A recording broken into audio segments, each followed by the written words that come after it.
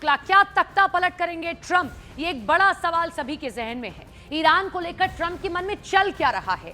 Trump ने 5 दिन तक ईरान पर हमला नहीं करने का ऐलान किया है, लेकिन आगे का प्लान क्या है? ईरान को लेकर ट्रंप क्या परमानेंट सॉल्यूशन निकालने वाले हैं? क्या ट्रंप समझौते के बीच ईरान में तख्ता पलट की तैयारी कर रहे हैं? और इन सारे मुद्दों पर हम बात करेंगे, लेकिन उससे पहले आपको दिखाते हैं कि ट्रंप के ऐलान का असर दिखना शुरू हो गया है।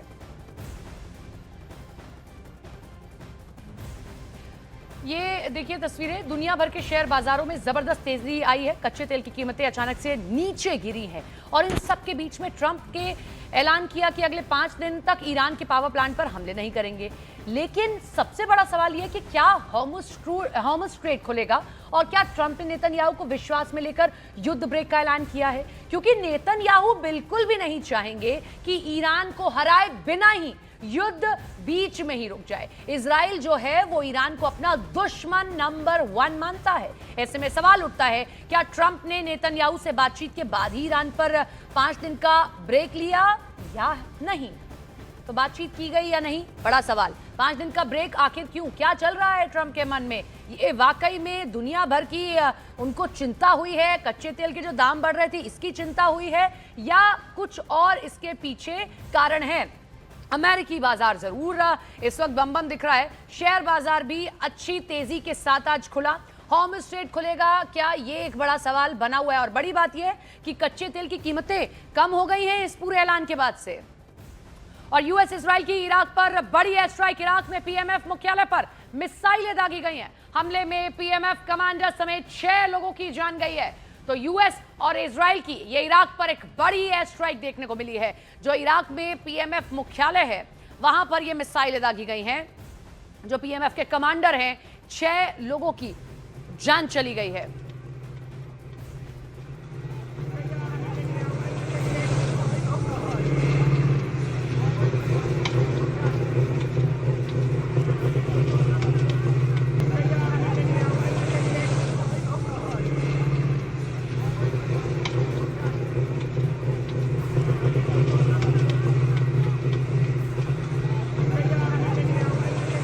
और यूएस इजराइल के हमलों में ईरान में 1500 लोगों की जान गई है। ईरान की राजधानी तेहरान में तबाही का मंजर देखने को मिला। इमारतों के नीचे फंसे लोगों का रेस्क्यू जारी है। मलबे से एक बच्चे और उसके पिता को निकाला गया है। तो यूएस इजराइल ने जो हमले किए हैं उसमें देखिए ईरान में कैसी तबाही मची है। ये बच्चा कैसे निकालना पड़ा है, कैसे जान इस मासूम की बचाई गई है। 1500 लोगों की जान गई है। ये राजधानी तेहरान की तस्वीरें आप देख रहे हैं, जहां हर ओर तबाही का मंजर दिखाई दे रहा है। इमारतों के नीचे लोग फंसे हुए हैं जिनको रेस्क्यू किया जा रहा है। मलबे से ये बच्चे को रेस्क्यू करता ये तस्वीरें सामने आई हैं जिनको आप देखिए। और ये तस्वीरें इस बात की तस्दीक कर देती हैं कि कोई भी जंग जब अपना बड़ा रूप अख्तियार करती है तो उसका नतीजा वहां की आवाम को भुगतना पड़ता है, वहां के मासूम लोगों को भुगतना पड़ता है, ये आने वाली जनरेशन को भुगतना पड़ता है और उन लोगों को भुगतना पड़ता है जो आगे अपने देश को ले जाते, या ये जो छोटे छोटे मासूम हैं जिनकी कोई गलती भी नहीं है, वो इन मिसाइलों के, इन ड्रोन हमलों के या दुश्मन देशों की ओर से दागी गई मिसाइलों के शिकार होते हैं।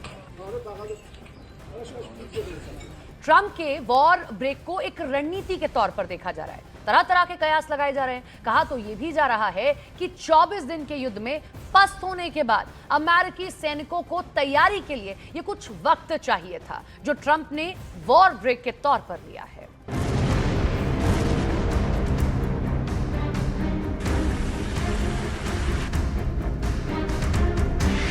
समंदर में जला अमेरिका का महाबली।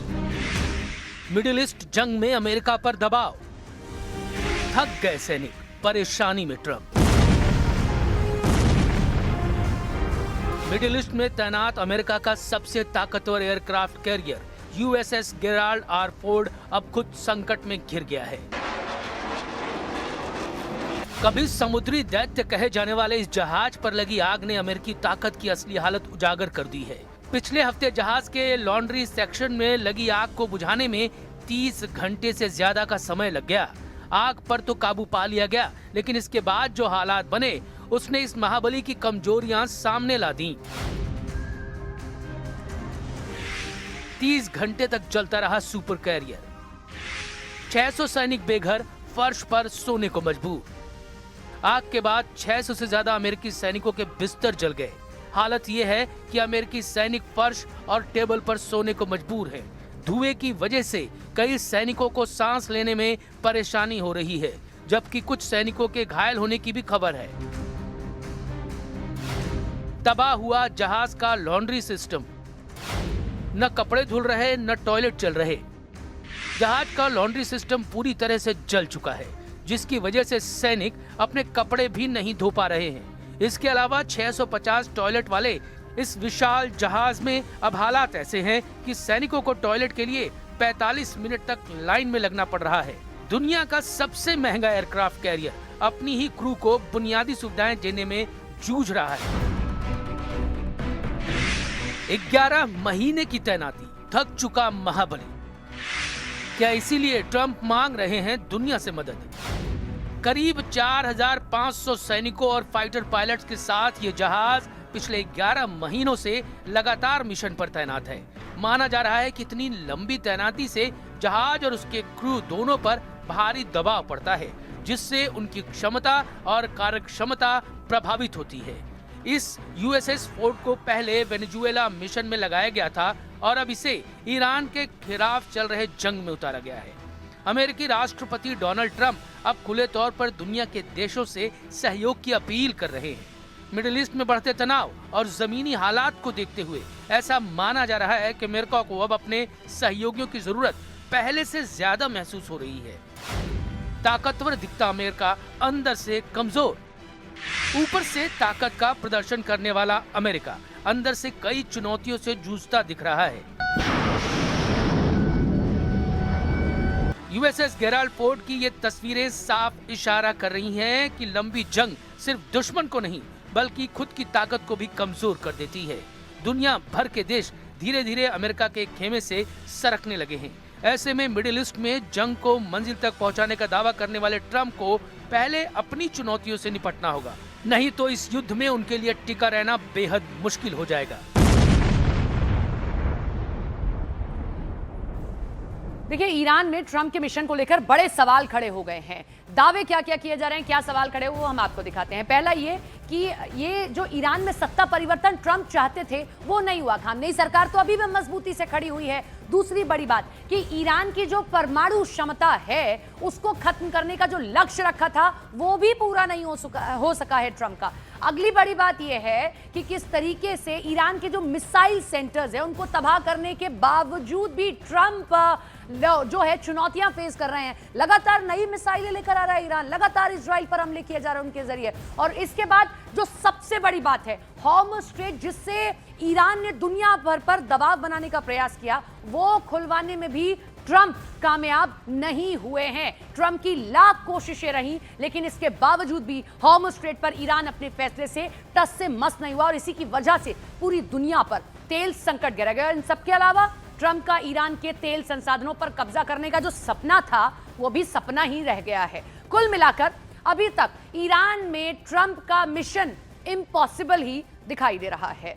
तो चलिए अब आपको दिखाते हैं महायुद्ध से जुड़ी 25 बड़ी खबरें। अमेरिकी राष्ट्रपति ट्रंप ने अगले 5 दिनों तक ईरान के तेल और गैस के ठिकानों पर हमला न करने का ऐलान किया। ईरान से बातचीत का दावा किया। ट्रंप ने किया ईरान में शांति समझौते के लिए बातचीत का दावा। यरूशलेम पोस्ट के मुताबिक ईरानी संसद के स्पीकर से हो रही है बातचीत। हिंद महासागर के द्वीप डियागो गार्सियो पर मिसाइल हमले के बाद ब्रिटेन ने किया पनडुब्बी तैनात करने का ऐलान। ईरान ने हमले से इनकार किया। इराक के अनबार में पीएमएफ हेडक्वार्टर पर एयर स्ट्राइक हमले में टॉप कमांडर समेत 6 की मौत, कई घायल। हमले की जांच जारी। इजराइल पर ईरान ने दागी बैलिस्टिक मिसाइलें। तेल अवीव के आसमान में आयरन डोम ने कई हमलों को रोका है। टेक्सास के पोर्ट आर्थर में एक रिफाइनरी में विस्फोट के बाद लगी आग। प्रशासन ने लोगों को घरों में रहने की सलाह दी।